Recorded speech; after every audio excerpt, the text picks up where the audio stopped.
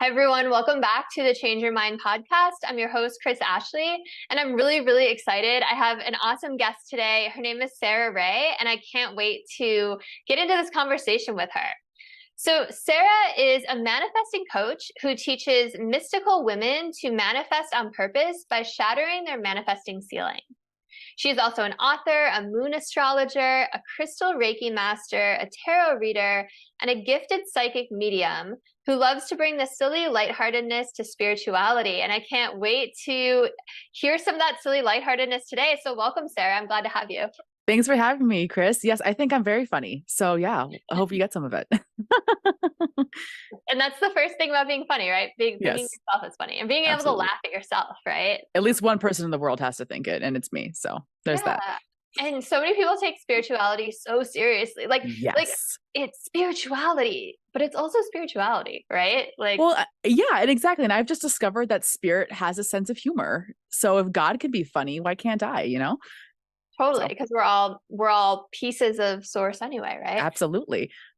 Ah, cool. So today you do a lot, and you just sent me your bio right when we jumped on, and I was like, oh, I didn't even know that you were a medium and a tarot reader. So we Hmm. might get into some of that, but what I really wanted to talk about was Reiki and crystals today, because I'm such a big fan of Reiki, and I'll talk a little bit about my experience with it later on, but I was wondering if we could just start off by you explaining to our listeners what Reiki is and kind of demystifying the whole thing a little bit. Absolutely. This is what I do best is demystifying what Reiki is. So Reiki is, very simply put, universal life force energy. It is a form of energy healing in which the practitioner channels the universal life force energy directly from source itself through their body and their chakras into the body of the recipient. And the recipient can literally be anything. But when it's a person or a plant or an animal, that triggers the flow of that recipient's own life force energy, which results in healing and restoring balance within their whole body and their whole energy blueprint system. So really what Reiki is just a form of energy healing that is meant to trigger your own natural healing abilities. So yeah, very simply put, in a really tiny nutshell, that is what Reiki is. So it's almost like the Reiki healer is a channel, and the client or the person being healed is actually like pulling the Reiki through you. Do I have that right? Yes, through you is a really important distinction, not from you, if that makes sense. So yes, the practitioner is the open channel pulling directly from source, and it flows through me to you. And yes, the recipient is they might actively be trying to visualize it flowing into their body. They might not, regardless, it's going where it needs to go. And it's just an open flow. So kind of picture the practitioner as the funnel, and the water pours into the funnel and it's like going a lot, and then it slowly trickles out at the bottom. That's Mm. basically what's happening with Reiki. I love that visualization. So how do you feel as a practitioner when you're giving Reiki to someone? Can you Oh, feel that flow? oh my gosh, yes. This is something I wanted to tell you because you mentioned something right about your own Reiki experience right before we hit record. So when I channel Reiki, whether it's for a group of people, which I do on a regular basis, or for a singular person, I am also receiving healing Mm. as it's coming through me. So very similar to how the funnel is getting wet when you're doing that visualization, you're also receiving Reiki as it flows. So when I'm doing Reiki, I personally, my skin tends to get pretty itchy. Like that's like my physical reaction to it. But other than that, it just feels like bliss. It feels very light. I can feel intuitively where it needs to go in my own body. That's how I kind of perceive Reiki. I don't do this much anymore, but I would also sometimes use like a prop, like a stuffed bear. It was specifically an angel bear that had angel wings on the back of it. And I would kind of use that as like my surrogate to tap into the energies of where things need to go. So for me, when I channel Reiki, it feels very, and the word fluffy is coming to my mind, but that doesn't really have the tone that I want it to have. Like just kind of really angelic, really light, kind of buoyant Sounds in a like a way. cloud. Yeah, yeah, like a cloud. Yeah. like what you want a cloud to be when you imagine like laying on top of a cloud. Totally. Just that fluffy, cottony, like you can wrap Yeah. yourself up in it. Yeah, that's how I feel it. But a lot of people do kind of feel it as tingles as well. It's really Mm. common. Heat is probably the next most common one. Most people feel Reiki is heat. I have one client who's like a natural healer. I haven't even attuned her to Reiki, and she already is like a natural healer. She gets very sweaty palms. So all of these things are very common. Sweat is very common too, like body sweat. I think it just depends on your own energy blueprint and how you react to energies and how you perceive what Reiki feels like. But I think generally speaking, most people tend to feel it as heat, as tingles, as kind of like soft and gentle and flowy. And that goes for the person receiving it too, right? Oh The yeah, person receiving it has all these kind of sensations. for Yeah, sure. I was telling Sarah before we jumped on that I guess you call it attuned. I've gotten the level 1, and I've only ever done it on my husband and my dog. But it's interesting because you can feel, like, the way I was taught to do it is I start at my husband's feet and kind of like go up his chakras, and you can feel when it pulls towards more of a certain chakra, right? It's like, Mhm. it's like their body's like, this is where I need it, right? Yeah. It's so fascinating. Absolutely. And that's what Reiki does, is that it goes where it's needed always. So even if you're just saying, I'm just channeling Reiki, you don't even necessarily need to place your attention anywhere. And it just kind of naturally goes where it's needed, which is such a beautiful way to heal. Like it's, you could probably say it's like the easiest way, like in air quotes, easiest way to receive healing, because it just naturally understands what it needs to do, because it's God source, it's God energy. Yeah. So for someone who's never had a Reiki session and they might be like intimidated or scared by it, what does it feel like, as if someone was going to come get Reiki from you? What is the process? Do you put your hands on them? How do they feel? Like, how do they feel after? How Yeah. long does it last? Just to, again, demystify this whole thing. Yeah, great questions. So I would say like 90% of my sessions are done remote, maybe even more than Oh, that. interesting. So when we do remote sessions, I like to kind of just take a moment and set the intention with the client. Right. And I like to say, so what brought you here? Why, what hurts? Are there any areas of the body? We kind of just have a little bit of a coaching time first, before we start the healing. And then once they're ready, when they feel comfortable, sometimes people lay down. Most of the time they choose to sit up, but they can go either way. And I just kind of do what I need to do. Uh, I personally like to start at the crown chakra. I know a lot of people do like to start at the foot chakra or the grounding chakras as well. But I personally like to start with opening up the crown, and I kind of guide them through like a simple meditation, which is pure channeled. Like none of that is pre-set, besides like this one little opening prayer slash chant, I guess you could say, that I do to set myself up for channeling Reiki well. Most people just kind of feel relaxed. It's like a guided meditation, and then they might start feeling sensations. And depending on the person, I might talk to them while we're healing. I might like it might be basically a personal guided meditation the whole time, where I'm talking to you the whole time, or it might be relatively silent the whole time. It might be a little bit of piping up here and there. It really just depends on what the person needs most in that moment. I would say most of the time they're not completely silent, but those ones are always really powerful when they are. And I would also say most of the times I will give them silent time as well. So it's really just a nice personalized guided meditation that involves healing as well. So people, if they're afraid of what they might experience, just know that Reiki never hurts, and it's impossible for Reiki to do harm. Like there are other not necessarily alternative healing modalities, but there are other healthcare practices that you can potentially overdose on, or they can become harmful. You can have too much of it. I literally think you can never have too much Reiki. I think that's one thing in this world that you can never have too much of. Same with love. And Reiki is just love energy. So you can never have too much. You can never channel it wrong. You can never be harmed by it in any way. So just know that if you are a little intimidated, but also know that Reiki does kind of have a tendency to open up the can of worms that's inside of you. You kind of we were on my podcast, we were just talking about the dark night of the soul. Like Reiki may trigger some unpleasant feelings that you have to work through. And that's the whole point. That's why we do Reiki. So I think people are intuitively more intimidated by Reiki because they understand on a soul level that it's going to propel them into a transformative state that not everyone might be ready for. That's really interesting. I just want to pipe in there and say, to me, I always used to get massages as a way to relax when I was younger until I discovered Reiki. And I leave as like a puddle. Like I'm so relaxed every time. But so it's really interesting that you said it can trigger some stuff. So I said earlier, I've given it to my husband and my dog, and I only gave it to my dog once. And yeah, I gave it to my dog once and I did it to her. And then she started like throwing up, and it was the craziest thing. She threw up like 4 times in a row right after. And I was like, holy shit.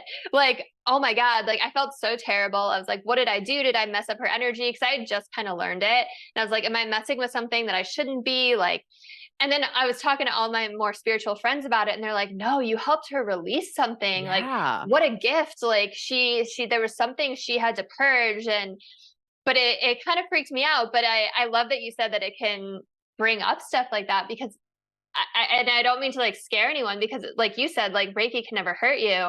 But I think in that moment, she had to release something. And it was just the trippiest, craziest experience, because I was like, whoa, this is real. Like, this isn't some like woo woo thing. Like, this is like real energy. And oh my gosh, my hands just did that, you know? Yeah, it's amazing to think about. I have never had a human react in that way, but I've heard stories where people, they might experience diarrhea like things after Reiki, or they might have an upset stomach, or they might experience a migraine. They might have some physical reactions afterwards. I had another client who was very apprehensive about getting Reiki at all. She just wanted coaching. She's like, I don't even want energy healing. And I was like, and I kind of probed that a little bit. Turns out that she had experienced something very similar, where she didn't throw up or anything, but she got physically very ill, and that happened multiple times.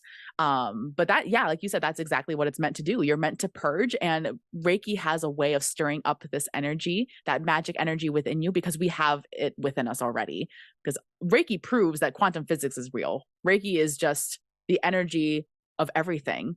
So when it gets stuck or stagnant, and then we give it more of it and it becomes unstuck or stagnant, there's going to be a reaction. There's going to be a ripple effect in the universe, because Reiki is everything and everything is Reiki. Yeah, it's almost like things that have been stuck for a long time, like shake loose and bubble up to the surface a little bit, right? That's I say that exactly about yoga all the time too, because that's kind of moving energy in a way as well. Yeah. Okay, so I'm super curious. In your bio that I just read to everyone, it says you're a crystal Reiki master. And I've never heard of someone incorporating crystals with Reiki, and I want to get into that. But I feel like first, maybe you should just give a little bit of info on crystals to everyone, because there's probably some listeners out there who are like, oh yeah, those are just rocks. Like, what's the big deal? You know, I know like pink quartz is unconditional love, but if you could, and I know that's kind of a big question, but if you could kind of give us a little simple explanation of, you know, what crystals are, why do you use them, why are they so important? And then we can get into how you incorporate them into the Reiki. Yeah, I love rocks. Yeah. And Yeah. on a technical term, a lot of crystals are technically considered rocks, but we won't go into terminology today. But yes, what makes a crystal is its molecular structure. The molecules are stacked perfectly, air quotes, in such a way that they're arranged in a really symmetrical and clear, distinct pattern, unlike anything else in the universe. Nothing that we can make as a mankind, and nothing else that really grows on Earth other than crystals. So their molecules are stacked just so. And because everything is energy, that certain stacking of the molecules has a specific resonance, which gives each crystal its specific energy, so to speak. And a lot of the crystals that are of the same hues or the same shapes or anything like that, where similarities, they all tend to have similar molecular structures, which is why some crystals resonate with certain energies and work together well, and others resonate in different energies.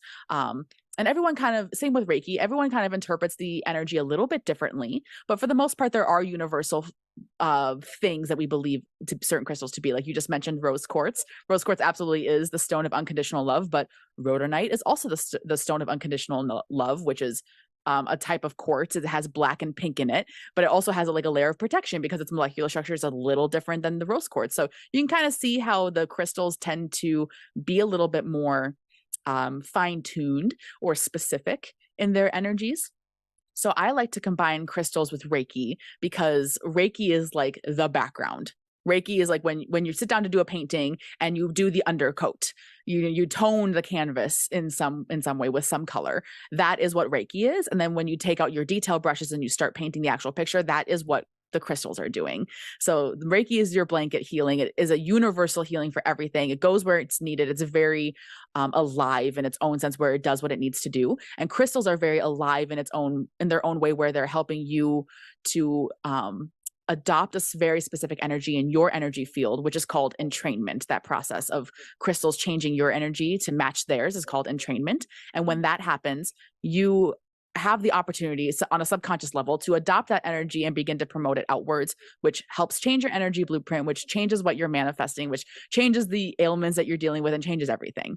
So I hope that answered your question. I don't want to get too technical, but that's essentially what's going on here, is that the crystals have a very specific molecular structure that resonates with certain energies. And then when we combine that with Reiki, we're basically having a holistic approach to what we're doing, the healing modalities that we're doing. I think that's the most beautiful definition of a crystal I've ever heard. And it's, and I loved, and I've never actually heard anyone explain how you use their energy in that way. So that was really, I just learned a lot. So thank you. Good. That was super informative. Yeah. So it's more like, rather than you using the crystal's energy, it's more like the crystal pulling you up to its frequency. Did I understand? That's exactly right. Yep. And that process is called entrainment. So are there some crystals that resonate with certain people more, or can you use any crystal with any person? Absolutely. Well, I mean, can anyone be prescribed any drug? Technically, yes. But should anyone take any drug? Probably not. So I would say there are crystals that most people do really, really well in. Like you mentioned, rose quartz is probably one of the most famous ones, right? All the quartzes tend to be most beloved, like the clear quartz, amethyst, citrine. These are really popular crystals because they just are nice for most people. But I know plenty of people who are like, I cannot stand rose quartz. And they're not just because they're hipsters, but just because it just doesn't resonate with them. And that's totally fine. Like, I personally do not like carnelian. Carnelian is a bright orange crystal that just gives me stomach aches and just doesn't really resonate with me very well. So I don't use carnelian a whole lot.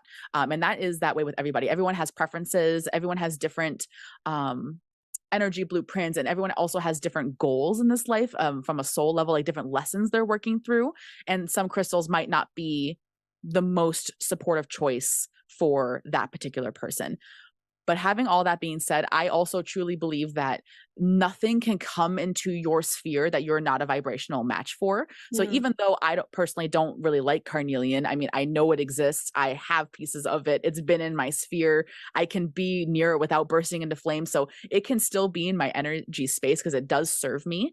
But I just choose not to actively work with it because I feel like there are other ways to be good. So I hope that kind of makes sense. And I hope that answers your question. It does. It's super interesting. So when you're using the crystals for Reiki, I was thinking like, oh, maybe you place them on the person's chakras, but you do so much work remotely. How do you utilize them? Do you have them around you? Is there any kind of ceremony? Do you program them? What is programming crystals? Yes. Give us the rundown. I love that question. Yeah, absolutely. So, okay, when someone is with me in the room with me, then yes, I typically do place crystals on their body. And you also asked me earlier about hands-on. I don't think I addressed that. I personally don't, when my client is in the same room with me, I don't physically touch them. That's my personal preference. The way I was taught, actually, the master that taught me, she encouraged me to put my hands on them, but I just learned through trial and error that I prefer hands floating above.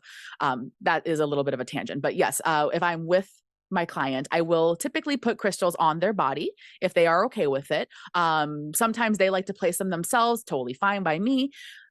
If I am doing remote, which I'm typically am doing, and with my group sessions too, when I do Reiki for groups, I will either take out my handy dandy flash dance bear, or an angel bear, where she's like a big stuffy, and I like place crystals on her, and I set the intention that this bear is representing this person. And, it just kind of acts as a surrogate that way. Sometimes I'll do that. Otherwise, I will just hold them in my hands and just offer them if I'm doing remote so they can see them. Sometimes I'll line them up in front of me. It's very intuitive how I work with them, but I find that most of the time I do tend to line them up in like a very straight way. And the lighter crystals that resonate with the higher chakras tend to be towards the top. And then the darker crystals that resonate with the lower chakras tend to be in the bottom.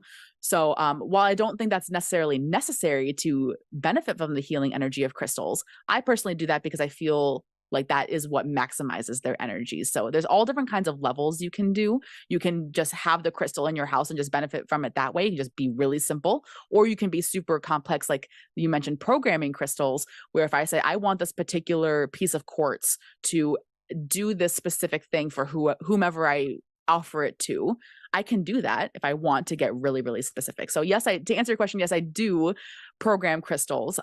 It's very easy to do that. If you want to learn how to do that, we can certainly talk about that. It's not necessary, but I like to do that with very specific pieces in my healing toolbox, so that I know when I reach for this crystal, this is going to help me cut cords. For example, I have a specific crystal that I use to cut cords because I programmed it for that to be its job. So yeah, I hope that's answering your questions. I don't mean to go off on tangents or anything. No, I love your. So when you do program them, do you do that through meditation? How does that work? Yeah, through meditation. I have also like written down the intention or the program and then put the crystal on top of it over a full moon. That's one way to program a crystal. One way that I normally do, if it's not a full moon, I will take the crystal in my hand and I will like formulate the intention or the program in my brain, in my third eye chakra. And I kind of visualize it being as like a little like orb.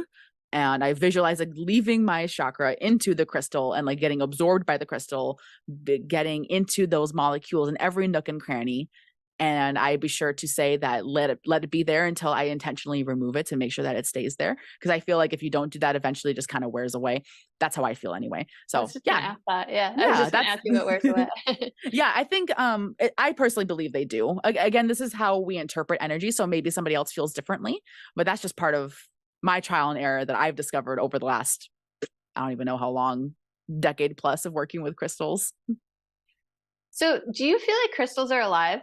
Oh yeah, I do. Like they're living beings? I really do. Yeah. I feel like they're on the same level as plants, alive in that sort of way. Yeah. Where you can't necessarily deny that a plant is living, but and it's sentient, and we know that it has consciousness, but it's not 3D, so it doesn't have an ego. So it doesn't think in the way that we do, but it is alive and sentient and can feel things. Yeah. That's cool. I like that. I've heard a lot of people say that before. Yeah, I personally think they are alive for sure.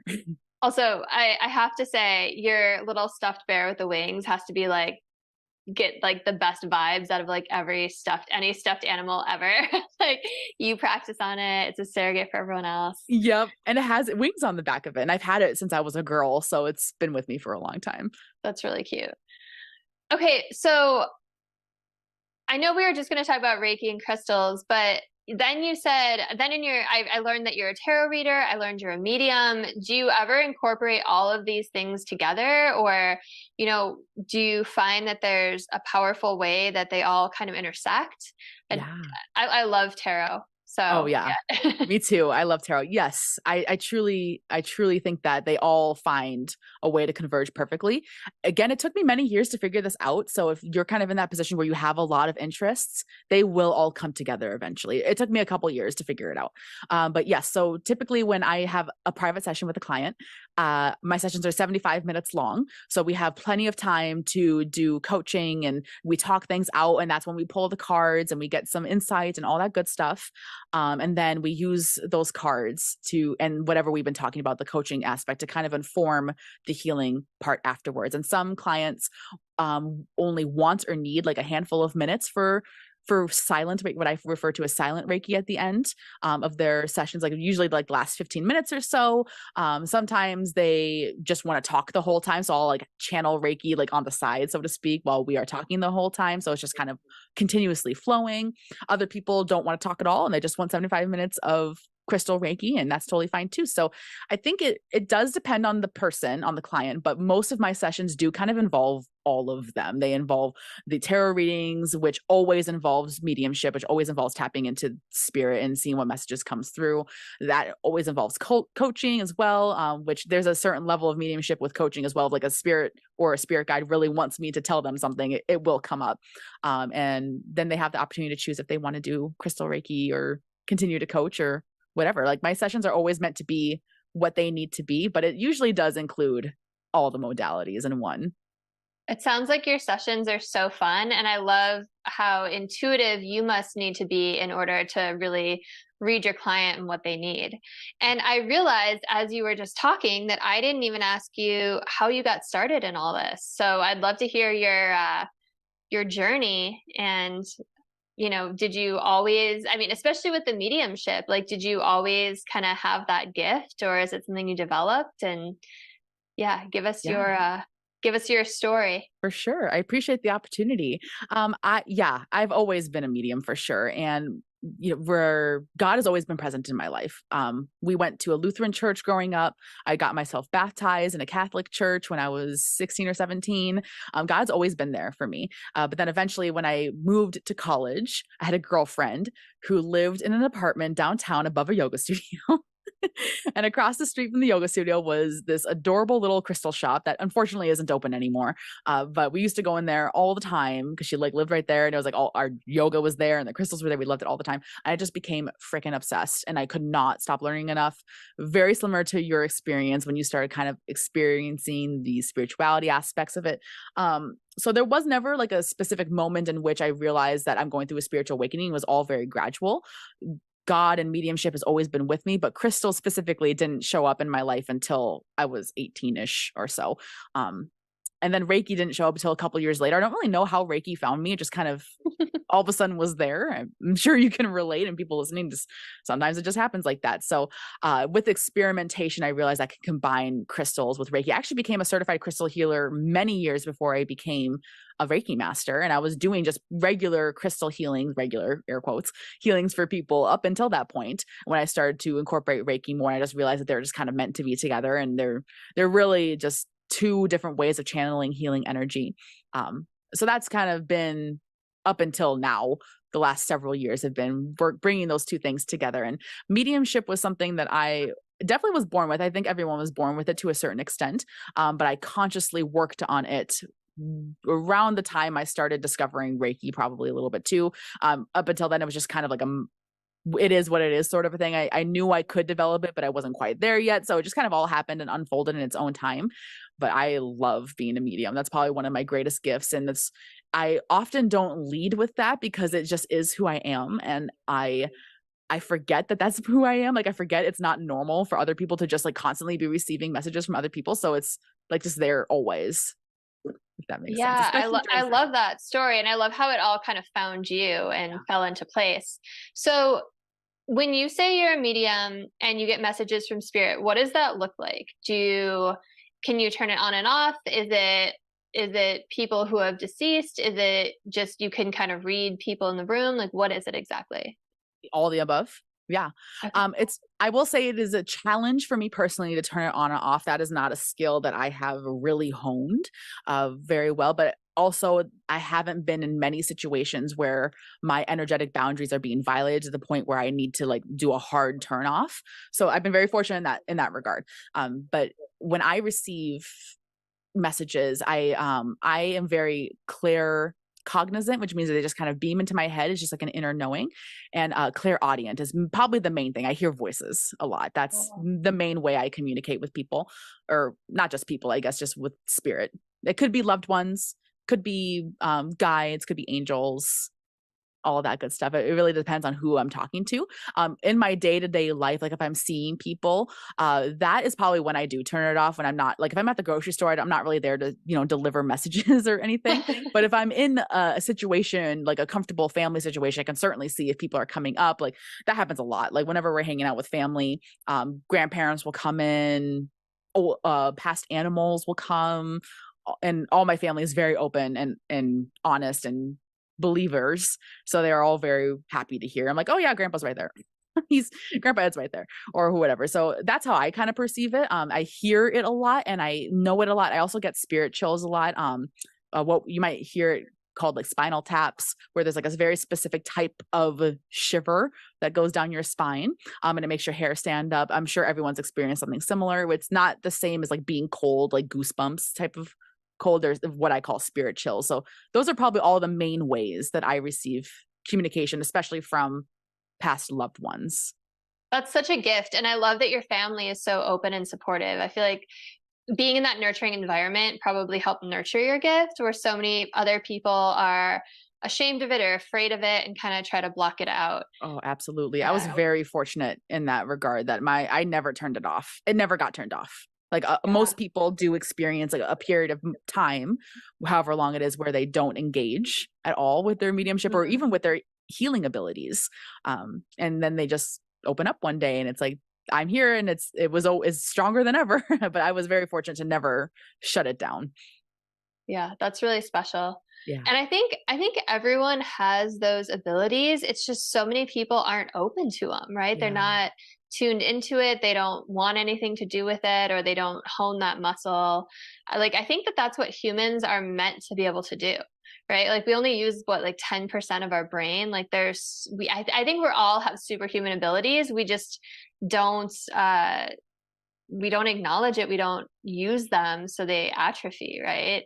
So many kids are kind of just told to not use their imagination or to, grow up or whatever it is, and they lose those abilities, which is so sad. It is. It is sad, and that's what I really wanna avoid with my daughter too, and my niece as well is, like, super, super psychic, and all kids are psychic, and just like as you were saying, I think we all have natural human abilities, but depending on your own path, on your level of, um, I don't wanna say enlightenment, but your level of, like, a spiritual awareness might determine how easy it is for you to naturally tap into not only spirit, but also your own intuition. So it is something we can all do, just like we can all pick up running, we can all become weightlifters, right? We all have the physical abilities to do this, but some people are more naturally athletic than others, just like some people are more naturally open psychically than others. But it's a skill everyone can hone, absolutely.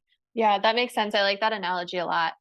So if someone wants to work with you, how can they find you? Do you have a website? Do you have social Yeah, media? absolutely. Thank you so much for sharing with or having for giving me the opportunity to share where you can find me. So yes, my podcast is Spiritually Inspired. You can find it on any major podcast apps. We do manifesting, mindfulness, and magic on Fridays. And I really want to invite all your listeners to come and join a crystal Reiki session. I have donation-based Reiki every single week, multiple times a week in my free Facebook group. If you go to spirituallyinspired.co/free group, it'll take you right to Facebook.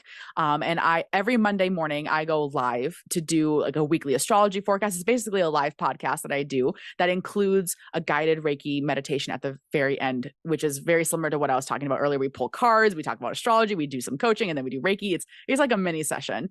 And then I also do 30 minutes of just distant crystal Reiki multiple times a month that are completely free to join. So everything that we talked about today with the Reiki healing, with the crystal healing, with receiving guidance and pulling cards, all of this I'm doing on a regular basis. If you want to come check it out, definitely do. Spirituallyinspired.co/free group for free Reiki on the internet. That's amazing. Everyone needs to go take advantage of that right now. I'm going to Thank take you. advantage of that. And it actually leads to my final question. Is there anything that you can do for just a few minutes, just eat, whether it's do like a quick reading or pull a couple cards or some sort of little guided meditation just to kind of leave people with today? Yeah, I would love to do that. I have a crystal with me. I have Okay. hemamorphite. Oh, It's a that's light great. blue crystal. Yeah.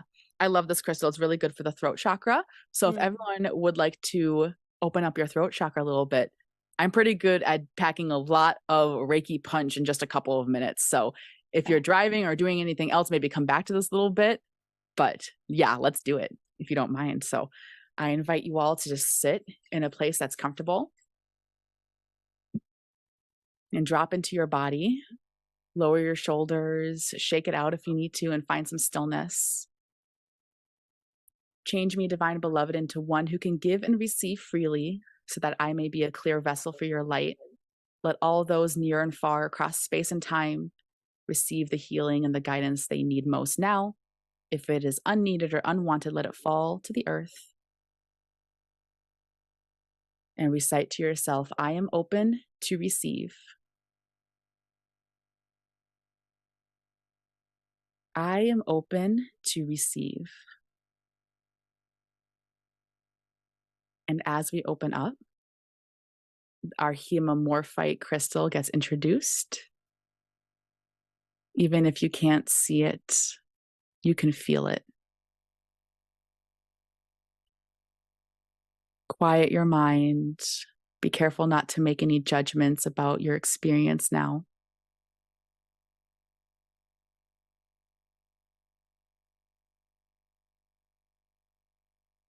With each breath in and out, your mind is settling a little bit more. You're opening up just a little bit more to receive.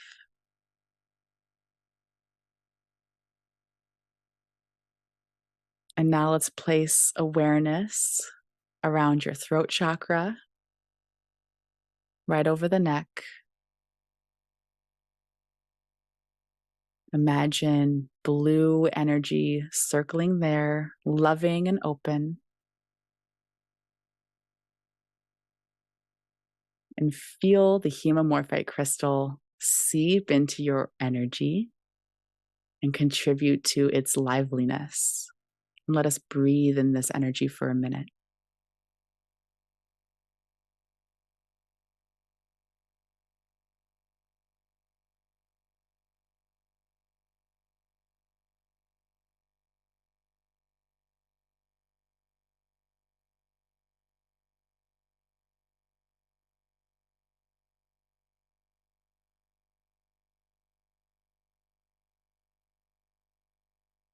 As we start coming back, you can wiggle fingers and toes and open eyes slowly. Even just a couple of minutes can shift your energy. And you can always come back to this little energetic burst of goodness whenever you need to cleanse and open up your throat. And so it is. Thank you so much. I had goosebumps like running down my body the whole time. Good. It was so powerful. Thank you. Yeah, Thank you you're for that welcome. little gift for listeners. You're welcome. I that. love doing quick bursts like that. It's like one of my favorite things to do because I really think it opens people's minds up to not only how accessible Reiki is, but what's possible. Like if you sit down for a 75-minute session after just 3 minutes of like, whoa, like imagine how powerful a full session would be. Yeah. And again, everyone needs to go take advantage. I can't believe how many free offerings you have. Everyone go check out Sarah's website. And I'm going to have the links in the show notes so you can find them there. And thank you so much again. And thank you everyone for listening. Again, I'm Chris. Go check out my book, Change Your Mind to Change Your Reality. Follow me on social media at Change Your Mind with Chris. Follow Sarah. And thank you all so much. Have a beautiful rest of your day. Thank you for having me, Chris.